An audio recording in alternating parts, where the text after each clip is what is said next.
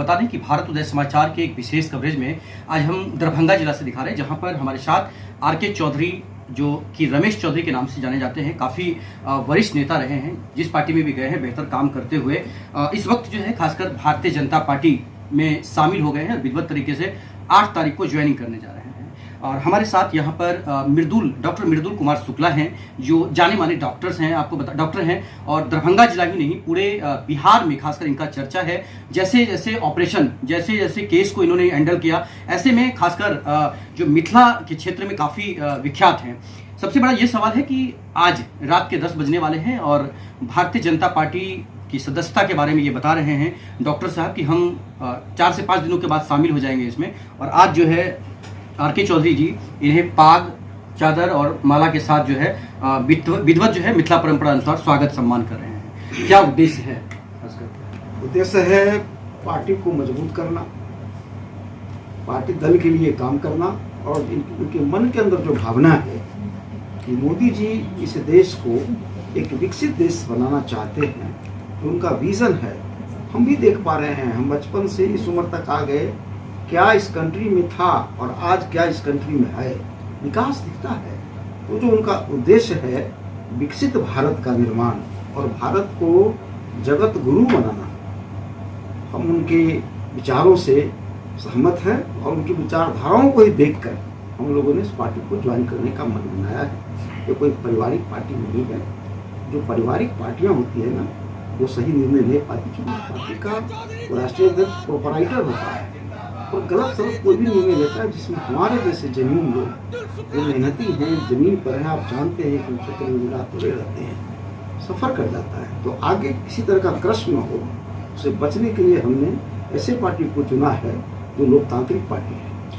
स्वागत करते हैं आपका। क्या कहेंगे, खासकर नए जीवन का शुरुआत हो रहा है एक तरह से अगर कहा जाए? जी बिल्कुल, मेरे ये नए जीवन का ही शुरुआत है, क्योंकि मैंने कभी ज़िंदगी में सोचा भी नहीं था कि मैं राजनीति के क्षेत्र में अपने आप को ले आ पाऊंगा, क्योंकि मुझे बहुत प्रेम है अपने व्यवसाय से, और ख़ासकर वो व्यवसाय जो मैं किसी की जान बचाने में अपने आप को समर्पित कर पाता हूँ, तो मैं उसके लिए 24/7 में लगातार लगा रहता हूँ। इसी कड़ी में दरभंगा के डेवलपमेंट्स के लिए मैंने बहुत सारा काम किया है, लेकिन दरभंगा के अकेले इस क्षेत्र के डेवलपमेंट्स के काम से हमारा देश नहीं हो पाएगा।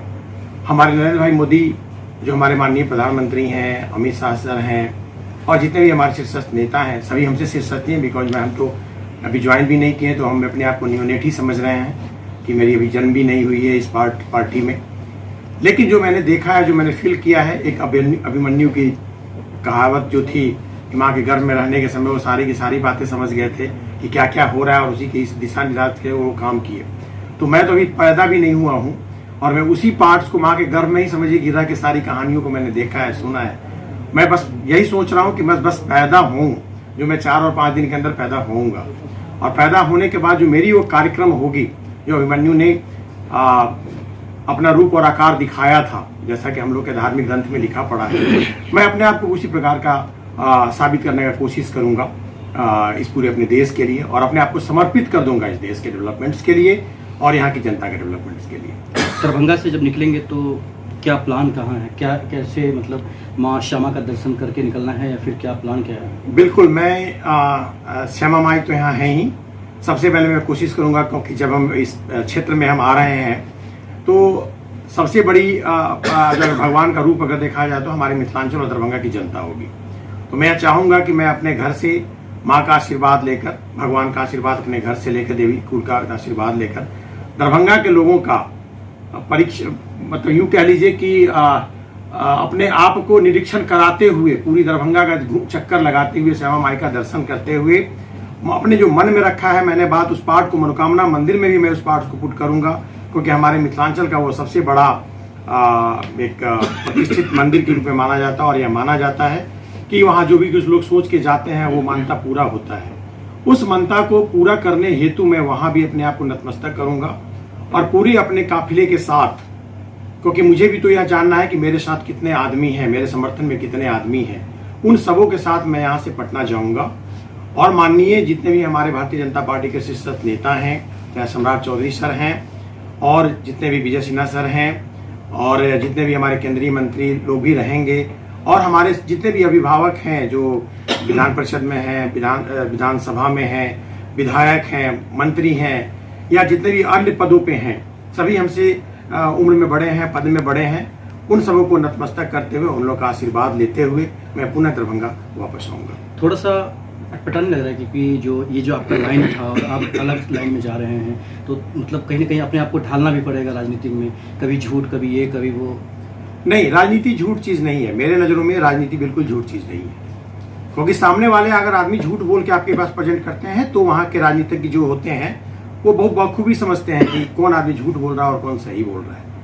और मेरी एजुकेशन तो खासकर इतनी ज़रूर है कि मैं MBBS किया हूँ, पोस्ट ग्रेजुएशन किया हूँ, दूसरे सब्जेक्ट में भी पोस्ट ग्रेजुएशन परस्यू कर रहा हूँ, PhD किया हूँ। मेरा 2011 में मैं गवर्नमेंट जॉब में था, उस समय के बाद मैं अभी स्टडी लीव पे हूँ।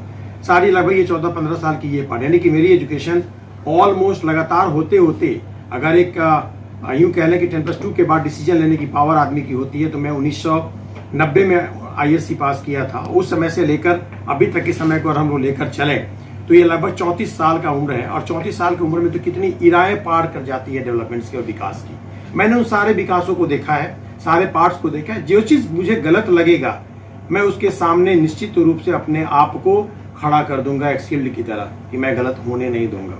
आज तक भी चाहे मेरा मिथिलांचल में मेरा हॉस्पिटल हो या मेरा रिसोर्ट का पार्ट हो, मैं अभी एजुकेशन के क्षेत्र में भी अपने आप को ले आया हूँ।